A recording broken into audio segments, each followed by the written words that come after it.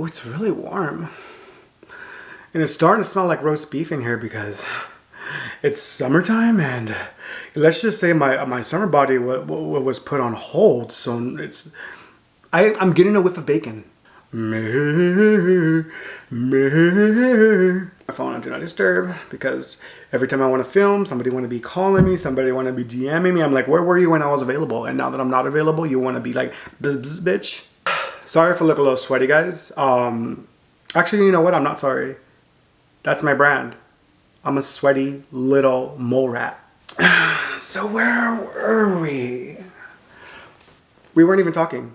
Now, I know I've been inconsistent with my uploads. I am filming a video talking about where I've been, my mental health, all of that good stuff. Kind of like a life update. But that will come out later on, probably this Saturday. However, I wanted to get this video out because I always miss out on the opportunity to get involved whenever it's Pride Month. I'm proud of my community, but there's something that I've never done. And this is the video. I never came out. I never came out to my friends. I never came out to my family or anything like that. The only person I sort of came out, but it was more of I just was asked by my mom. I'm gonna tell you my whole, like, kind of coming out, but it wasn't anything that was like, I set my parents down and my family and I was like, guys, there's something I need to tell you. I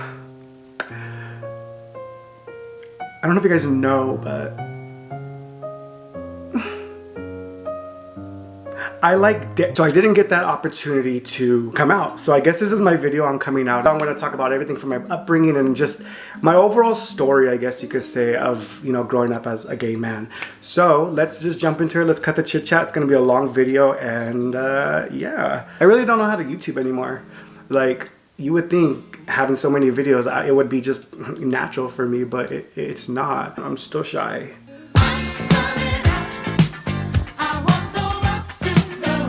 So let's start off with my childhood. Growing up as a thick Filipino Mexican bad bitch, I always knew that I was a little bit different. I didn't know I was gay yet. Those feelings didn't evolve until later on in my life, which we'll get into. You guys gotta be patient, stop rushing me. I always acted a little bit different. I wasn't necessarily into girly things yet, but I was just very oddball, I guess you can say. I didn't have a lot of friends in elementary school. I didn't hang out with guys.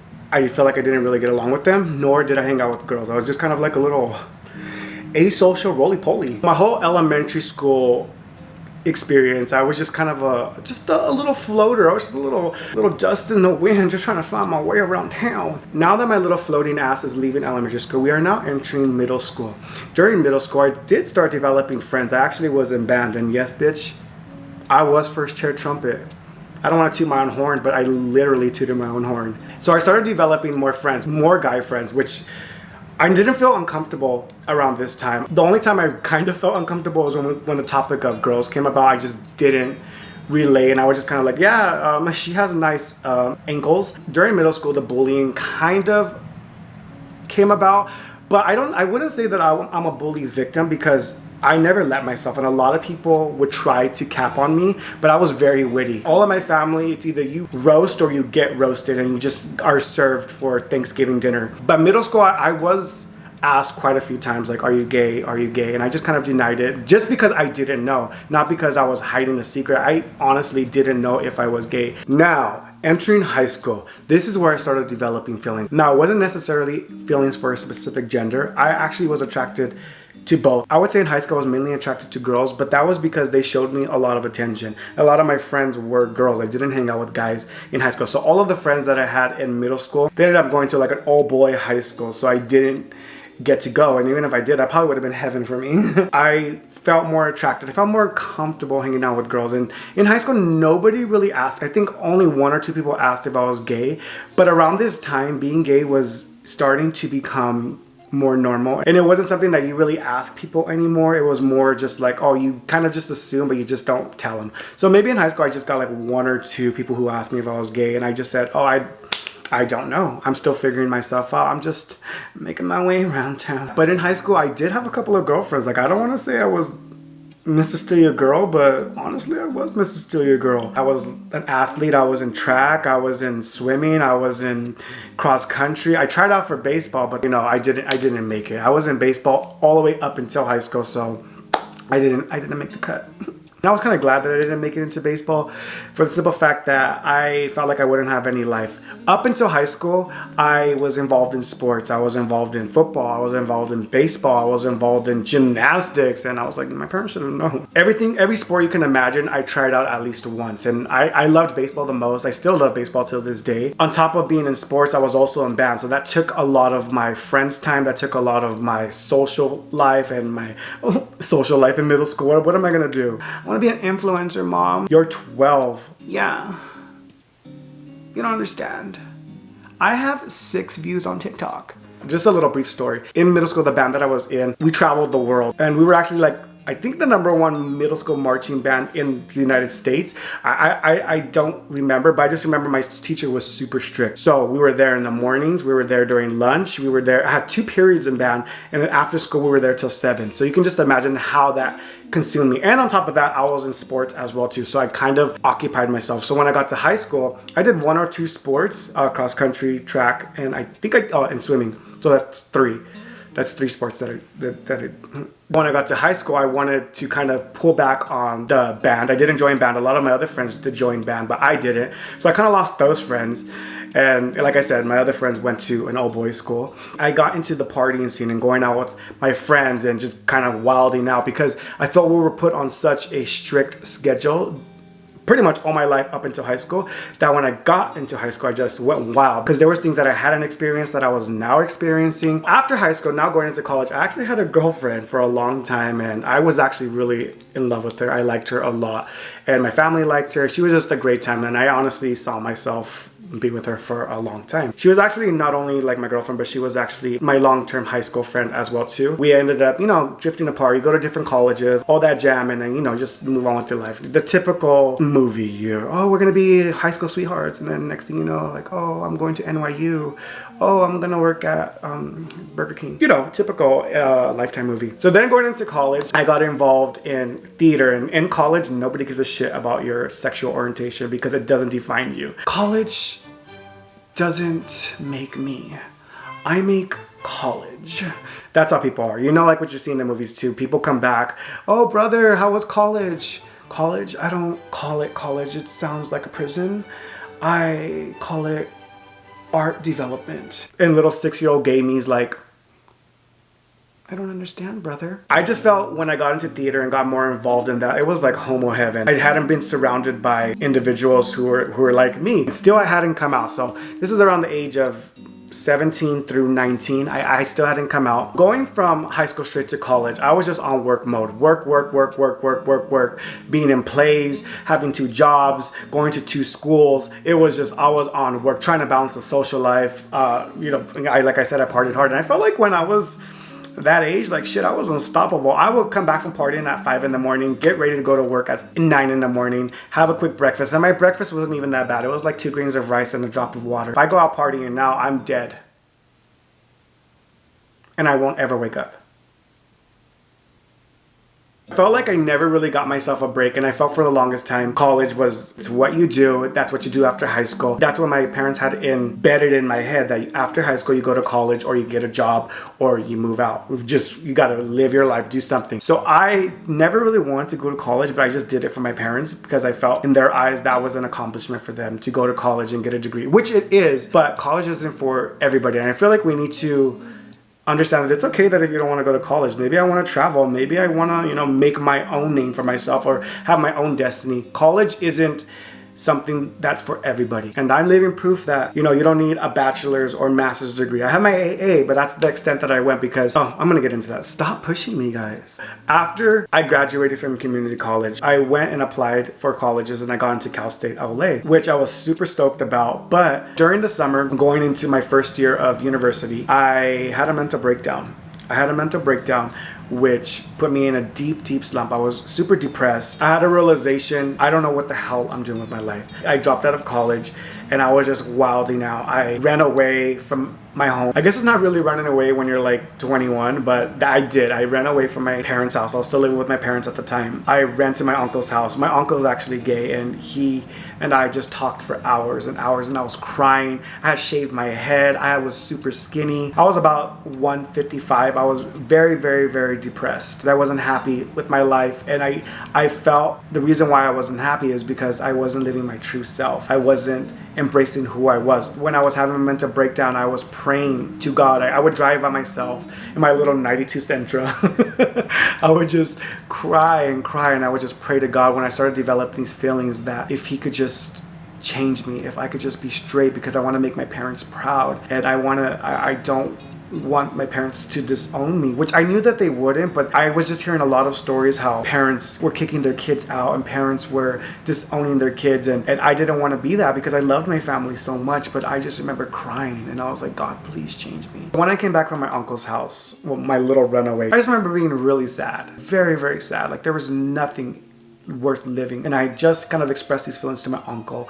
I didn't say I was fully gay to him, but I just remember telling him, like, I don't know, I just don't know. My sister came out to me, and I was sitting in my front lawn, and she came behind me and she hugged me, and she was just crying with me. And I told her the real reason I ran away was actually to end my life, because I didn't want to live anymore. I didn't want to live with these feelings. I didn't want to disappoint my parents. I didn't want to be seen as different. I just wanted to be seen like my other brothers. I wanted to be treated like my other brothers. I didn't want to be treated differently, or people tiptoe around me because of my lifestyle. Being gay isn't a flaw, and I feel like a lot of families see that as a flaw. It's something so beautiful. It's something that you shouldn't have to come out. If you bring who you want, it should just be accepted. And I wish it was like that for every situation. So after me and my sister were hugging in my front lawn and I told her everything, she was just crying, and she was just saying, you're so loved by so many. You're loved by my kids. You're loved by me. So many people love you. She told me, do you ever feel like your uncle? And I was like, what do you mean? Like his lifestyle, do you feel like him? And I told her, I don't know yet. I really don't know yet. After that, I sat down with my family and I told them, I'm sorry for running away at fucking 21, 22. Like, I'm running away. Okay. They were just worried about me because my family were very close knit. And if you know, growing up in a Filipino or Mexican household, you don't move out till you're like 45. So running away at 22, it's like you're running away at 15. So I sat down with my family and I kind of told them everything, where I was, and just my feelings and how I was depressed and I felt empty and there's no feeling in me and I just don't know what I'm doing with my life. So I went out and sought help. I talked to my doctor. I didn't get involved in therapy.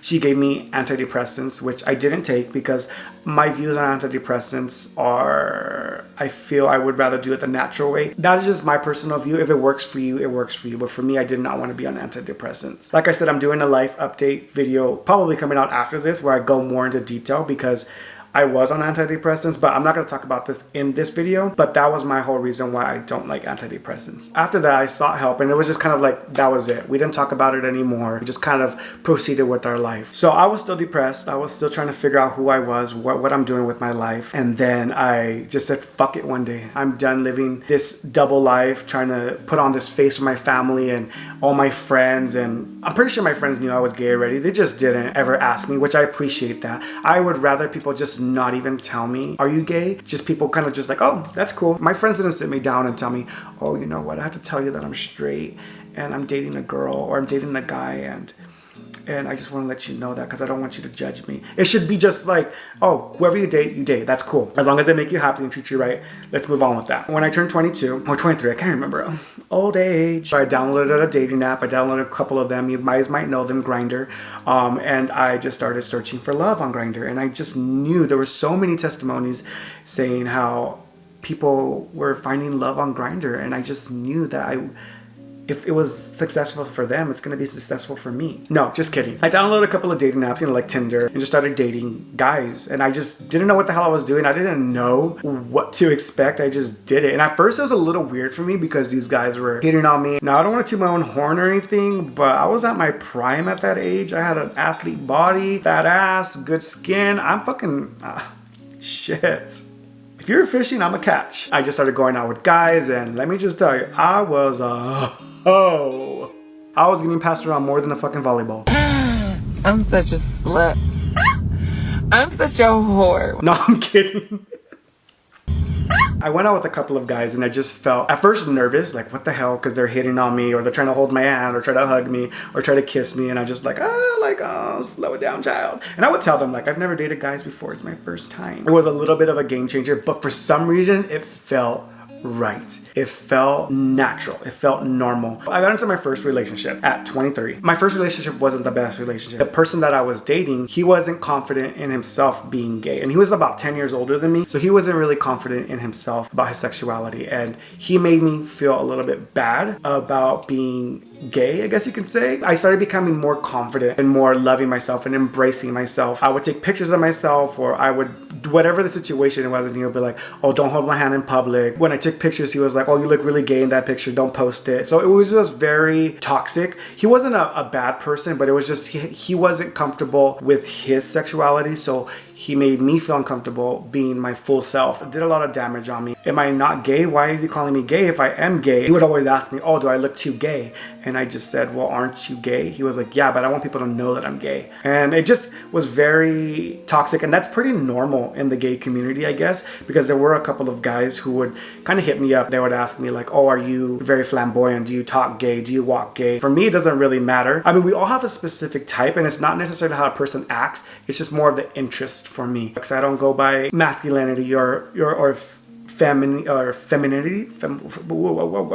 See an enemy. I just more go by humor, personality, and if they're respectful, family oriented. If they have all those things, then, you know, the panties are dropping. So I started bringing them around my friends. I started bringing them around my family. And then one of my two close friends at that time, they actually, in a sense, kind of blackmailed me, because one of the girls, she really, really liked me. And I just always kind of said, no, you know, we're just friends. We're just friends. I don't regret the memories that I have with her. We had a lot of great memories, but I just, looking back on it, it was a very toxic friendship. It wasn't meant to be. We were always fighting. And in a specific time, I took him out with the guy I was dating. They did not click. They didn't like each other. They didn't even give him a chance. I just said he's my friend. Little by little started breaking away from that friendship. I was kind of getting invested in this relationship. So I just kind of started blowing them off. I started breaking out on plans and this and that, just being a little bit more distant because I wanted to focus on my relationship. And I'm not that kind of person that when I'm in a relationship, I cut everybody off. I'm not that kind of person. I cut people off who maybe are talking bad about my relationship or talking bad about the person that I'm dating. So that's when I get a little bit more distant from you. So I just started being more distant, and I just remember getting messages saying,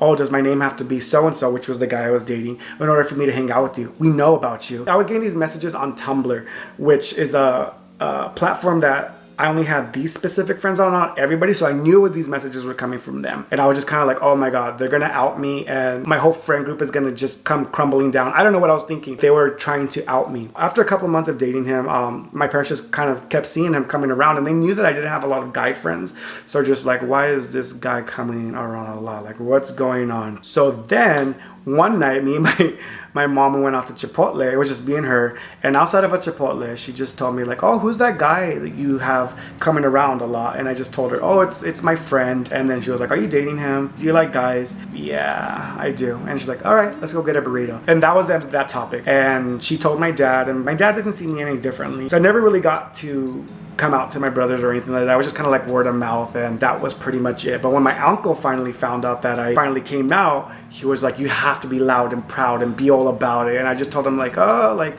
you know, I kind of like my bubble. And he's like, no, but you have to tell everybody and break the silence and this and that. And I told him like, no, I don't really want to do that. And I understand he's a little bit of the older generation. I understand back in the day, they fought a lot for us to get where they are today, to get where I'm at today. And I'm always going to be appreciative of that, how they are constantly activists, normalizing being gay or whatever orientation you are. There's a lot of activists fighting for us. And I do appreciate that. And I want to get more involved. That's why I'm making this video, because I want to get more involved in my community. Now, going back to that relationship, I ended up ending it because I wanted more for my life, and I felt we didn't end on bad terms, but they weren't confident in themselves, and I was finally becoming confident in myself. No matter what they were saying to me, was becoming more confident. I was becoming more mature, and at the age of 25, I ended up cutting off that relationship. And like I said, no bad blood. I hope he's doing well in his life, and I felt like I needed somebody who was gonna be confident in themselves and embrace themselves and make me feel good about being who I am and not ever judging me. I snapped my body back. I was thriving. I was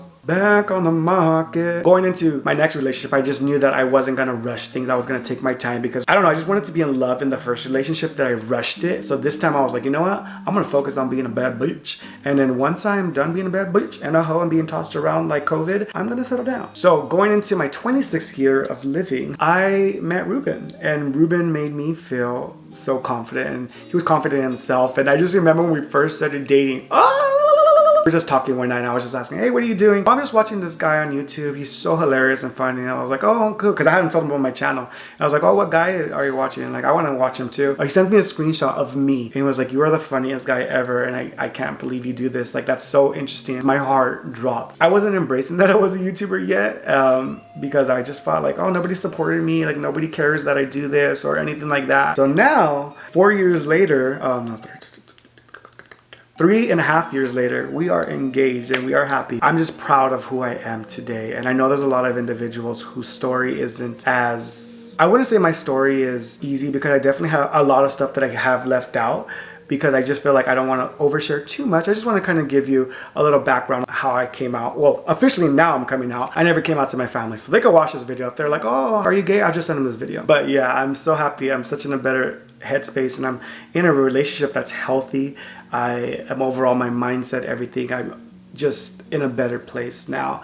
And oh my God, in August, in exactly 2 months today, I am going to be a husband. And I'm so proud of myself. I'm so proud of who I am, and I never downplay who I am. And going forward, I definitely want to get more involved in the community. But yeah, my story is everywhere. And there's, like I said, there's definitely a lot of stuff that I left out, but I don't think it really defines who I am today because I am thankful for who I am today, and I'm thankful that I went through a lot of stuff that I did go through because it made me this strong, thick Mexican Filipino gay man that I am today. I know this is kind of everywhere. I'm just trying to gather my thoughts. I'm finally getting my mental health right. If it seems a little bit everywhere or a little bit rocky, my apologies. My mind goes a million miles per hour and I'm just trying to get saddled up and just get control of it. Also, I made this cute shirt. You guys are probably wondering like, oh, where did he get that shirt at? Did he get it at Marshall's? Did he get it at Ross?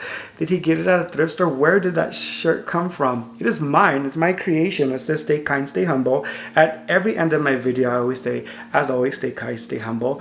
You guys probably don't know this, but I actually have a shop, an Etsy shop, my own business. It's under Humble Grounds Co. You guys can follow it on Instagram, follow my Etsy shop. I had created 2 sweaters on there which were very, very successful. I definitely took a hiatus from making any more clothes to work on my mental health, but like I said, that's going to be in another video where I'm going to go over everything. So I'm coming back, I'm out, I'm loud, and I'm proud. So definitely this is an honor of pride. Also, you can wear it whenever you want. You should be out and proud 365 days of a year. And I understand that there's a lot of individuals who are still not out, and you come out at your own time. Don't ever feel obligated to come out. Like in my case, I felt a little bit blackmailed because I felt somebody else was going to take that right away from me. I just want you to know that it's going to be okay. Whatever the circumstances are at that specific time, when you decide to come out, that you have a community that loves you so much and you are so loved by so many. And don't be ashamed for who you are. Don't ever beat yourself up because you wish you could be like somebody else, because I did that for many years. I prayed and I cried and I wanted to understand, like, why can't I just be like my brother? I had to wear this mask for so many years. It's very depressing and it's hard, but once you are comfortable and you come out, you're gonna feel this weight lifted off your chest and you're just gonna feel like you could finally breathe and be yourself. And like I said, whatever the circumstances are, know that there's a humongous community that will welcome you with open arms. But yeah, this is my shirt, my Stay Kind, Stay Humble. It's my original creation. I made this one, and then my sweaters looked very similar to this. So people have been asking if I can make a t-shirt. So I have this t-shirt as well too. It's perfect because it's black, and I know a lot of people's hot girl summer didn't come this summer, and summer just started 2 days ago. So black makes you look, slim. But I've learned to love my body at every stage. Oh, wow. I feel like this video is really long and I rambled, but this is my first video that I filmed since February. So I'm just trying to get back into the way of things. What else? Oh, yes, I also launched a podcast with my really, really good friend, Megan. You can find her on Instagram, Megalotta. We launched the podcast literally 2 days ago from when this video comes out. It comes out every Monday. It's called It's a Funny Story. You can find it on Apple Music. You can find it it should be out on Spotify by the time this video comes out. And you can find it on SoundCloud. So go ahead and take a look at that. We are freaking hilarious. If you like my energy, imagine 2 of me. And it's just, we are wavelengths simpatico. Simpatico. But yeah, guys, happy Pride Month. I hope you guys have an amazing rest of your month. I feel like I always do everything last minute, but I understand that I'm still trying to get back into the way of things, getting my mental health right, and understanding that it's okay to not be okay sometimes. Like I said, I'm late to the game. You know, June's almost over, but hey, better late than never. But yeah, guys, thank you for hearing my story if you made it this far. And I'm back, and I will see you guys on Saturday, I guess. Ooh, wow, hopefully. If not, then I will see you in another 6 months. As always, stay kind, stay humble, and I'll see you in the next one. Woo-hoo!